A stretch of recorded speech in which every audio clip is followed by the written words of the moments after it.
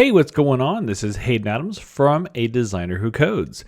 And in this tutorial, I want to talk about how to start designing your links in your navigation for best usability. I'm going to go over the 5 states to a link. That's link, hover, visited, active, and the active class, which is different than active, and talk about how to properly design for them in CSS for the best usability. I just want to get you started to build the best navigation you can for your audience. And with that, let's get started.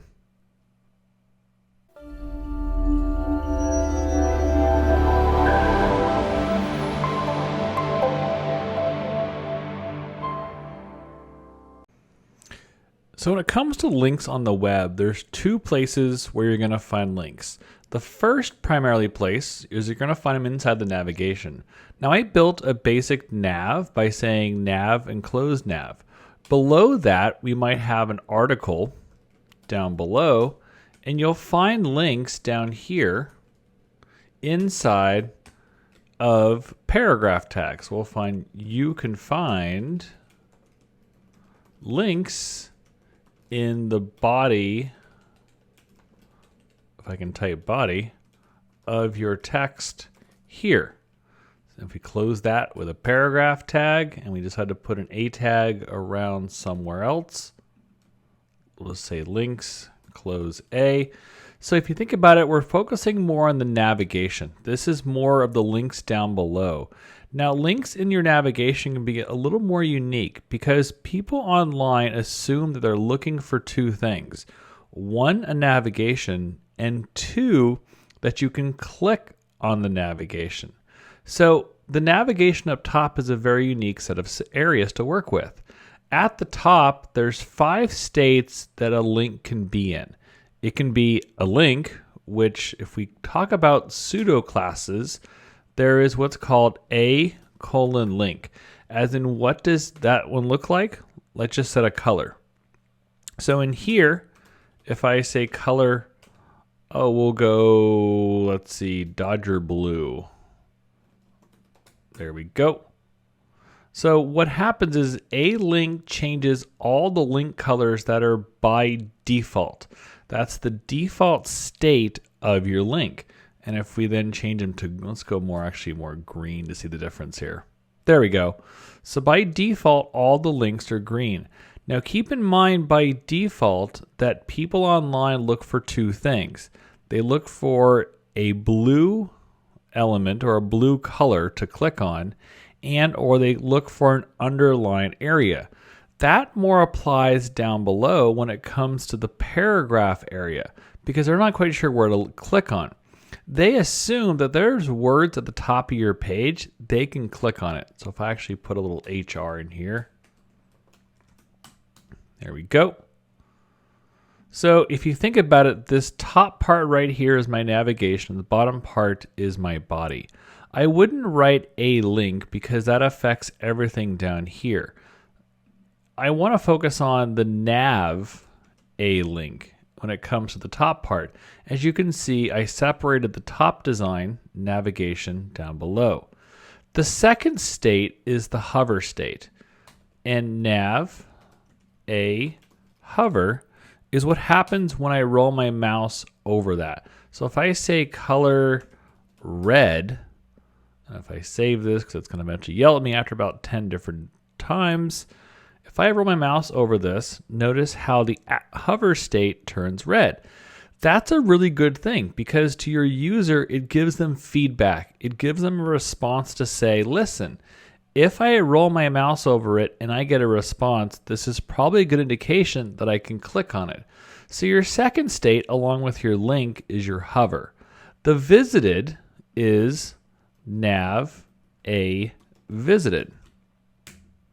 And in here, we'll go, let's go yellow just because we'll make it painfully obvious.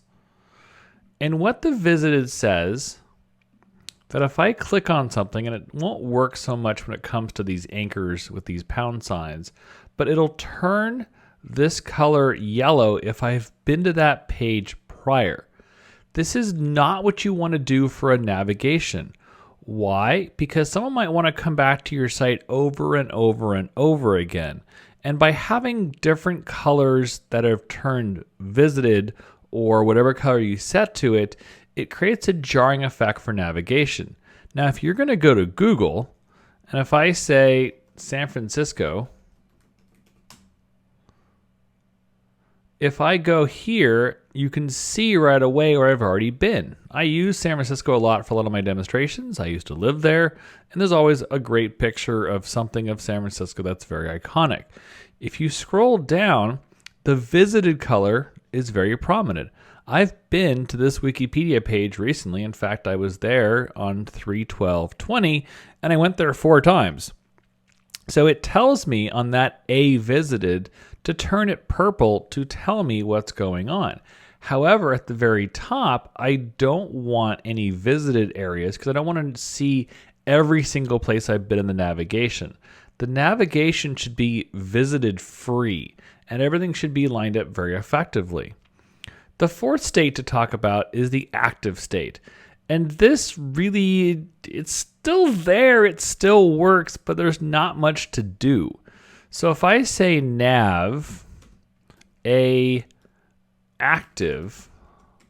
and I save that one, and I say color, we'll go back to blue. Since we changed it out of blue, we can actually put the active back to blue. So if I click, notice what happens. It turns the link blue. Is this one used very much?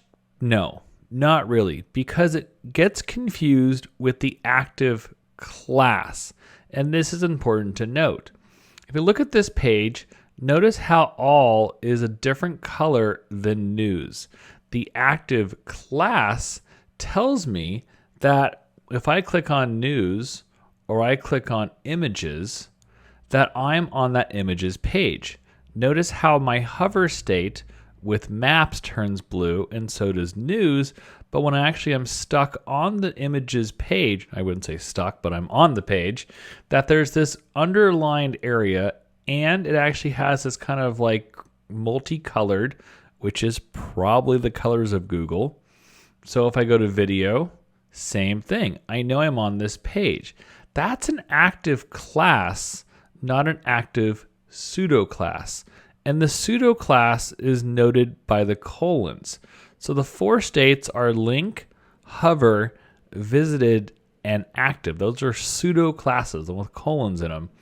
How I set up an active class is I say nav a period for a class name and say active.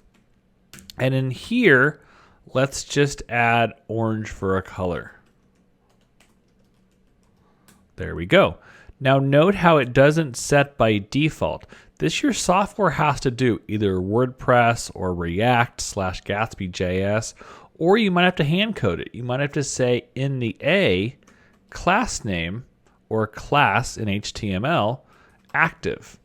And what happens is when I say that, now I can see the active class. If we kind of put these 2 pages together, there we go. There's my videos and images. You can see right away what page I'm on. And in theory, you can see right here what page I am on when it comes to the active class. Now, do I always write them all 4? No. The proper way of writing CSS for A's is by saying nav A. By saying nav A and not specifying a particular pseudo class, let's get rid of the active one.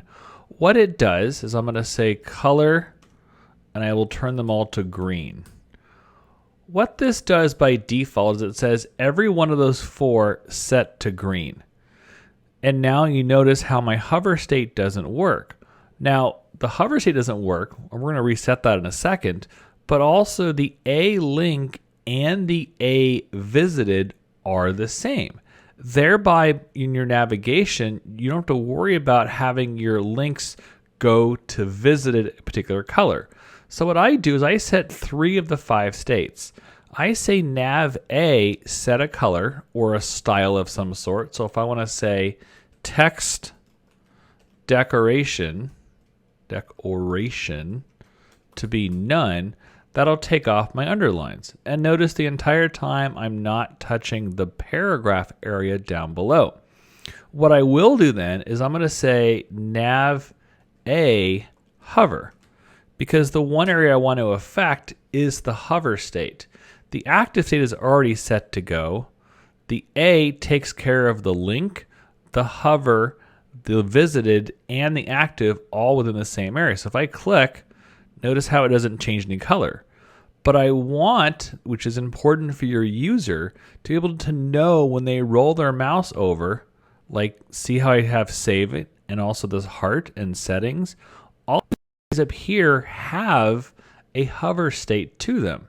It's important. Even when I roll my mouse over this little like pencil icon, I know that I can click on it because it moves. Something changes. It tells me I can do something with that, and it's not just there for fun.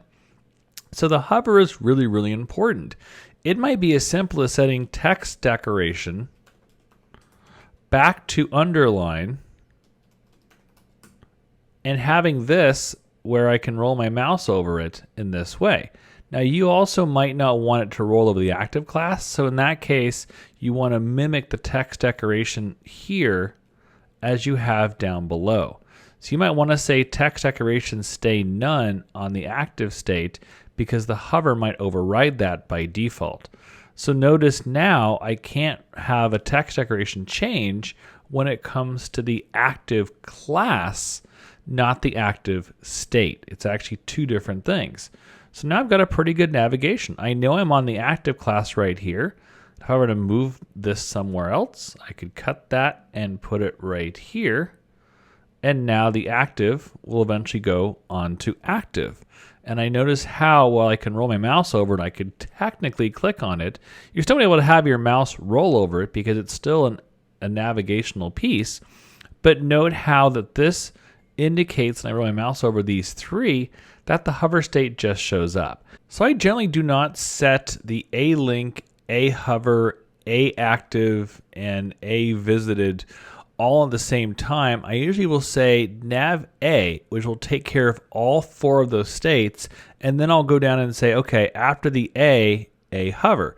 And that's how I'll set my navigational links, plus I can go beyond that by setting padding and borders and whatever else. But the important part is I want to make sure the user, just like up here, has those pieces to it. So you have over here, you have an A link and you have a hover. There's no active state to this. Whoa, that's interesting.